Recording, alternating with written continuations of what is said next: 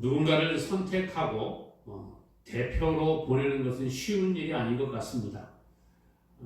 스포츠 경기를 보게 되면 그 가운데 이제 단체 경기들이 있죠. 예를 들어 뭐 축구, 뭐 야구, 뭐 이런 것들 뿐만 아니라 뭐 개인전이라고 할지라도 국가 대표를 선발하는 것은 쉽지 않다는 거예요. 뭐 혈연, 학연, 지연 뭐 이런 것들을 떠나서 정말 순수하게 실력을 가지고 그 사람을 선발하기도 하지만 때로는 여러 가지 변수들이 있는 것을 보게 됩니다. 그런데 오늘 본문에 보니까요, 바울은 고린도 교회에게 예루살렘 교회를 향하여 연보를 모금하기 위하여 사람을 이제 파견하게 되는데요. 바울이 이 디도와 그의 형제들을 선택하여 파견을 하게 됩니다. 그런데 이 디도와 그 형제들을 선택한 이유를 여기에서 말씀을 해주고 있다는 거예요. 사람을 선정을 해서 그 사람을 보낼 때에 그냥 아무렇게나 보낸 것이 아니라 이 사람들을 잘 신중하게 선택을 했다는 거죠. 디도는 특별히 고린도 교회를 방문한 경험이 있었기 때문에 고린도 교회의 상황을 누구보다 잘 알고 있는 인물 가운데 하나였습니다. 또 전에 이 고린도 교회의 문제를 해결하는 과정에서 아마 신임을 얻었던 것 같아요. 그렇기 때문에 이 디도를 포함한 또 다른 형제들을 고린도 교회에 다시 보내면서 그에게 연보를 모금을 해서 예루살렘 교회로 이제 전달을 해야 되는데 이 돈을 다루다 보니까 혹시나 오해나 사고의 위험을 줄이기 위해서 신중에 신중을 더해서 사람을 선정하고 있다는 거예요. 그래서 오늘 이 바울이 연보를 모금하기 위해 보낸 디도와 형제들은 어떤 사람이었는가? 하나님의 일꾼, 복음의 일꾼의 모습을 우리가 한번 살펴보고 은혜를 나누어 보고자 하는 것입니다. 먼저 이들은 자원하는 마음을 가진 자들이었다는 거예요. 디도는 할례를 받지 않은 이방인이었습니다. 그래서 바울이 1차 전도 여행을 할 때에 회심을 하고 그리고 난 후에 유능한 그리고 또 진실한 신실한 목회자의 삶을 살아가게 된 인물이 바로 디도라는 인물이었습니다. 이러한 디도는 앞에서 이미 바울의 편지를 가지고 고린도 교회를 방문하고 그들을 위로하고 격려하고 돌아온 그러한 경험이 있는 사람이었습니다. 이러한 디도 어찌 보면 그 고린도를 갔다 왔기 때문에 많이 지친 상황이었을 수도 있습니다. 그럼에도 불구하고 이 디도는 자원하는 마음으로 다시 내가 그 고린도 교회로 가겠습니다 라고 말하고 있는 거예요. 여행을 다녀보면 특별히 타 지역에 장거리 여행을 다니고 오면 몸도 피곤하고 좀 쉬었으면 하는 생각들이 참 많이 들지요. 디도는 그런 상황에 놓였음에도 불구하고 자발적인 헌신을 통해서 하나님의 일을 열심히 하고 있다라는 것입니다. 하나님의 일은요, 자발적인 헌신을 요구하시는 거예요. 예수 그리스도는 십자가를 지시고 우리 모든 하나님의 사람들의 죄를 위해 십자가에서 죽으셨지요. 그런데 이 예수님의 십자가의 사건은 하나님 아버지가 강요했기 때문에 예수가 십자가를 지신 게 아니라는 거예요. 성경에 보니까 예수의 이 십자가의 사건은 예수님의 자발적인 헌신을 통해 이루어졌음을 볼 수 있다라는 것이죠. 그래서 예수님이 마태복음 26장에 보면 십자가를 지시기 전에 이제 이 사람들에 의해서 잡히는 그러한 내용이 소개가 되고 있습니다. 사람들이 예수를 잡기 위해 가룟 유다를 포섭을 하게 되지요. 그리고 가룟 유다가 그 사람들을 데리고 검과 몽치를 가지고 와서 예수님을 잡으려고 합니다. 유다와 그 사람들이 미리 구도를 짜서 내가 가서 입을 맞추는 자가 바로 예수니까 그 사람을 잡아라 이렇게 말합니다. 그리고 예수님이 이제 겟세마네 동산에서 기도하시고 난 후에 유다가 예수를 찾아가지. 그리고 예수님께 입을 맞출 때에 그 사람들이 예수님을 붙잡습니다. 그런데 이 마태복음 26장에 보니까 예수의 제자 중에 한 사람이 자기가 가지고 있던 칼을 꺼내서 그 대제사장의 종의 귀를 내리쳐서 귀가 잘라져 버리는 그런 일이 생기게 됩니다. 그때 예수님 말씀하시는 거예요. 너 칼을 칼집에 도로 꽂아라. 그렇게 말씀하시면서 당신이 자발적으로 십자가를 지고 우리의 죄를 위해 죽으실 것을 말씀을 해주시는 거예요. 마태복음 26장 53절에서 56절에 보니까요, 이렇게 말합니다. 너는 내가 내 아버지께 구하여 지금 12군단 더 되는 천사를 보내시게 할 수 없는 줄 아느냐? 무슨 얘기예요? 예수님이 지금 힘이 없어서 붙잡혀가는 게 아니라는 거죠. 그러면서 말합니다. 만일 내가 그렇게 하면 이런 일이 있으리라 한 성경이 어떻게 이루어지겠느냐 하시더라. 무슨 얘기입니까? 오늘 예수님이 붙잡혀가고 신문을 받으시고 고난을 당하시고 십자가에서 죽으시는 그 사건들이 이미 성경에 예언되어져 있는데, 내가 만약에 천사를 동원을 해서 이들을 다 진멸해 버리게 되면 그 성경에 예언된 일들이 어떻게 이루어질 수 있겠느냐 하는 거예요. 그러면서 예수님 말씀하십니다. 이어서 그때 예수께서 무리에게 말씀하시되 너희가 강도를 잡는 것 같이 칼과 뭉치를 가지고 나를 잡으러 왔느냐? 내가 날마다 성전에 앉아 가르쳤을 때 너희가 나를 잡지 아니하였도다.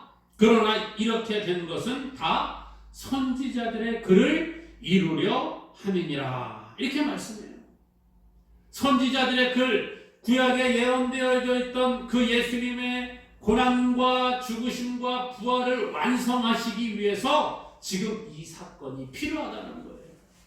오늘 예수님께서는 십자가를 지시기 위해 붙잡히시고 고난당하시는 것이 하나님 아버지의 강요에 의한 것이 아니라 자발적인 헌신에서부터 시작되었다는 거예요.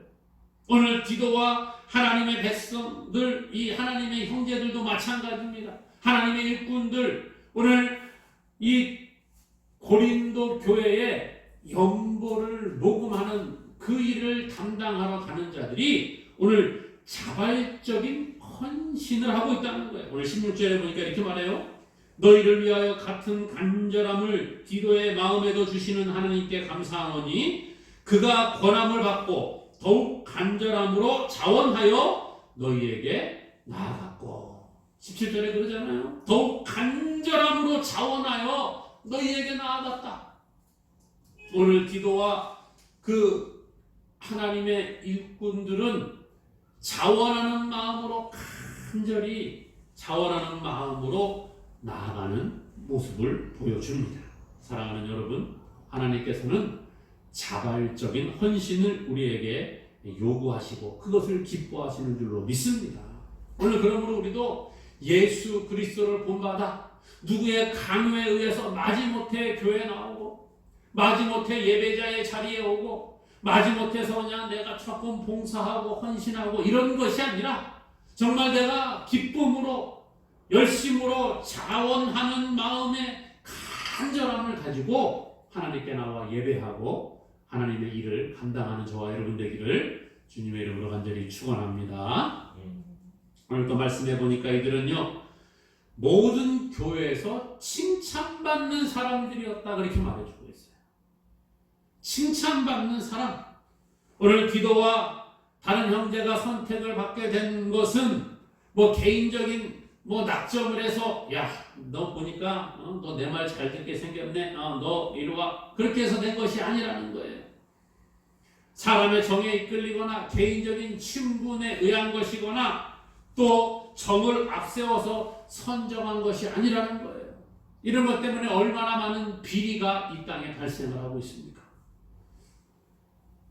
오늘 뉴스원 기사에 보니까 이런 제목의 기사가 올라왔습니다. 행안부 산하기관 임원 절반 문캠프 등 캠코더 인사, 이렇게 제목이 떴어요. 내용을 보니까 행정안전부 산하기관 임원 10명 중 5명이 문재인 대통령의 대선 캠프와 친여 시민단체 출신이거나 여당과 직간접적으로 연관되어져 있는 캠프 코드 더불어민주당 인사라는 지적이 나왔다. 이렇게 말하고 주고 있습니다. 그래서 행정안전부에 이제 오늘 이 권영세 의원이 조사한 결과를 발표를 했어요. 그래서 행정안전부 소속의 산하기관 9곳의 임원 79명을 전수 조사했더니 49.4%에 해당하는 39명이 이 캠코더 인사에 해당한다는 것이죠. 그래서 이들 기관 중에서 문캠프 출신이 8명, 코드 인사가 26명, 민주당 출신이 7명. 그러니까는 임원들까지 다 이렇게 포함을 해서 그런 거예요. 기관장으로 범위를 좁히면 9명 중 5명인 55.6%가 캠코더 인사다. 뭐 연봉도 적은 것이 아닙니다. 평균 연봉을 보니까 1억 3,500만 원. 평균 연봉이 그렇다는 게 1억 3,500만 원. 그러니까 이것이 꼭 잘못됐다 이런 것이 아니라 어느 정권이든지 어느 시대든지 간에 능력 있고 공정한 방법을 통해서 인사를 하는 게 아니라 소위 말하는 이러한 낙하산 또 혈연, 지연, 학연 뭐 이런 자기와 관련된 그런 사람들을 중심으로 인사를 하다 보니까 불공정 문제나 부작용들이 나타난다는 거예요. 뭐 지금만 그러겠습니까? 과거에는 안 그랬어요? 과거에도 똑같았지요. 예수님 당시에는 안 그랬을까요? 바울이 오늘 이 말씀을 기록하고 있던 그 당시에는 그렇지 않았을까요? 아니 모르긴 해도 더 심하면 심했지 덜하지는 않았을 것 같습니다. 그런데 오늘 고린도 교회의 연보를 하는 것과 관련해서 사람을 파송하는 데 있어서 디도와 그의 형제들을 선정을 해서 고린도 교회로 보내게 되는데요. 이 형제들은 뭐 이렇게 그냥 정에 치우쳐가지고 뽑힌 사람들이 아니라는 거예요. 오늘 본문 18절에 이렇게 말합니다. 18절에 보니까요. 또 그와 함께 그 형제를 보내었으니 이 사람은 복음으로써 모든 교회에서 칭찬받는 자요. 어떤 사람이라고요? 칭찬받는 사람. 모든 교회에서 칭찬받는 사람. 이 사람들을 선정을 했다는 거예요. 또 방법도 공정합니다. 19절에 이렇게 말합니다. 같이 한번 읽어볼까요? 19절 시작. 이뿐 아니라 그는 동일한 주의 영광과 우리의 원을 나타내기 위하여 여러 교회의 택함을 받아 우리가 맡은 은혜의 일로 우리와 동행하는 자라. 여기에 보니까 이들이 여러 교회의 택함을 받았다 이런 얘기를 해요. 바울이 혼자서 그냥 뽑은 것이 아니라는 거예요. 야, 너 당신 마음에 들었어? 당신은 나와 고향이 같으니까 해. 당신은 나와 학교가 같으니까 같은 곳에서 공부를 했으니까 당신이 돼. 당신은 내가 이것을 할 때 뒤에서 열심히 후원하고 밀어줬으니까 당신이 가야 돼. 이렇게 한 것이 아니라는 거예요. 공정하게 각 교회로부터 택함을 받고 또 모든 사람들에게 칭찬받는 자를 선정을 해서 일꾼으로 보내게 되는 것입니다. 교회도 마찬가지지요. 교회가 일꾼을 선출하고 직분자들을 세울 때에 오늘 이러한 말씀들을 우리는 기억을 해야 합니다. 개인의 성향을 따라서 한쪽으로 치우쳐서 사람을 뽑는다고 하면 문제가 되는 거지요. 많은 교회들이 직분자들을 세우고 특별히 항존직들, 장로, 안수집사, 권사 투표를 할 때에 문제들이 많이 생깁니다. 왜 그래요? 서로 네 편, 내 편 갈라져가지고 내 마음에 드는 사람만 세우는 거예요. 제가 아는 어떤 교회에도 투표를 하면은 이렇게 패가 갈라지는 겁니다. 장로의 후보에 누가 올라가면 저 사람은 저쪽 라인이니까 우리 라인이 아니니까 뽑아주지 말아야지. 이 사람은 우리 라인이니까 뽑아줘야지. 그리고 막 선거 전에 미리 운동도 하고 뭐 로비도 하고 그런 것까지 저는 보았어요. 과연 이게 옳은가? 그게 아니라는 거지. 내 마음에 맞고 내 마음에 드는 사람만 뽑고 그 사람들만 데리고 일을 진행하려고 하면 잘못된 방향으로 흘러갈 수 있다는 거예요. 바울은 자기의 사람만을 세우기보다는 모든 사람에게 칭찬받고 여러 교회에서 선택함을 받은 그 사람들을 세워서 고린도 교회의 연복, 다시 말해서 구제 헌금을 모금할 위원으로 선정을 하게 되는 것이에요.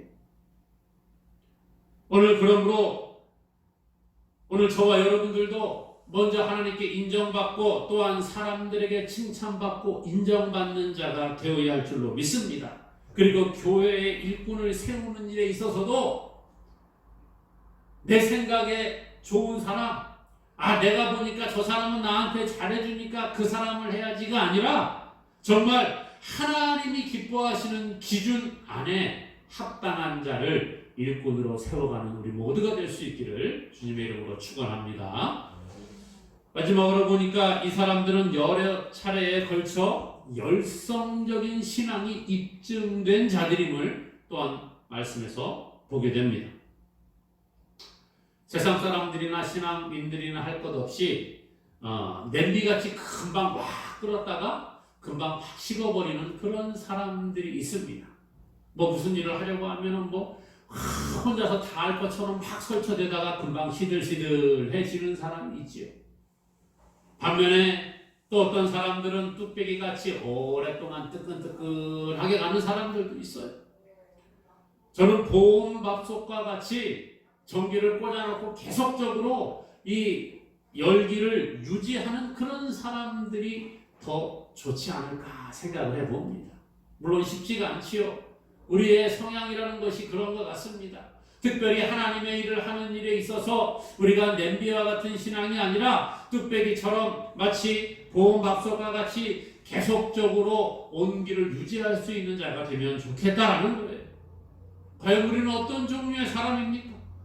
신앙인은 꾸준히 하나님의 말씀 안에서 계속 신실한 믿음을 보여주어야 합니다.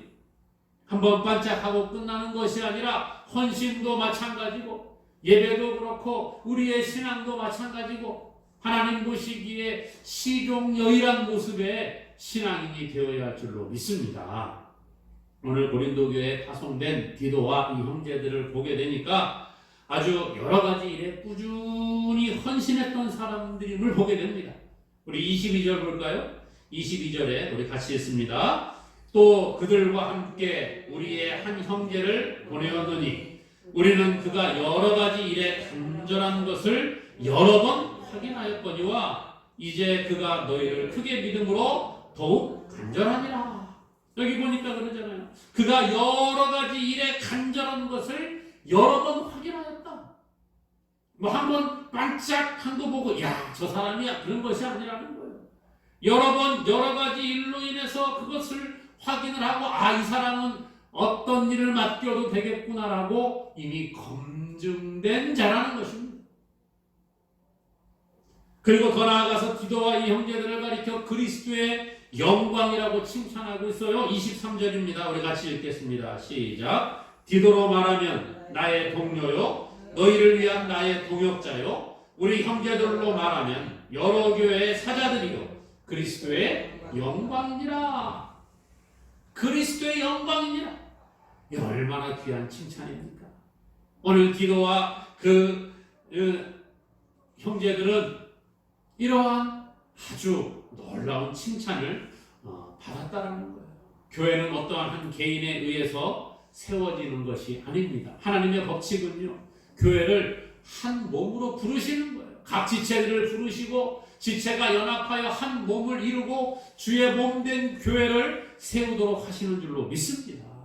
어떤 목사 한 사람, 장로 한 사람, 권사 한 사람, 집사 한 사람이 그렇게 모든 것을 다 하는 것이 아니라는 거예요. 하나님의 교회, 하나님의 공동체는 모든 것이 합력하여 선을 이루는 줄로 믿습니다. 그러므로 사랑하는 여러분, 오늘 우리가 이것을 바로 깨달아 알아야 합니다. 우리는 모두가 주 안에서 한 몸인 줄로 믿습니다. 그러므로 오늘 우리는 동역을 통해서 주의 몸된 교회가 아름답게 세워져 갈 수 있도록 헌신하는 자가 되어야 합니다. 그리고 우리를 통하여 오늘 하나님의 영광이 좀 드러나야 한다는 거예요. 우리의 삶에 예수 그리스도의 향기가 넘쳐날 수 있기를 바랍니다. 그래서 세상에서 인정받고 사람들에게 칭찬받고 또 하나님의 영광이 되는 저와 여러분의 삶이 되기를 주님의 이름으로 간절히 축원합니다.